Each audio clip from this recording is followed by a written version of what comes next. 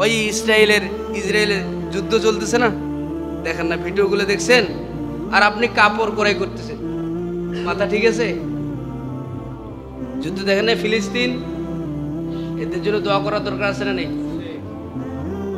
আর আমরা রমজান কি সুন্দর কাটাইতেছি, ফ্যান চলতেছে, তারা খাইতে পারতেছে না, ছোট্ট ছোট্ট শিশুরা তাদেরকে গুলি করে মারানো হচ্ছে।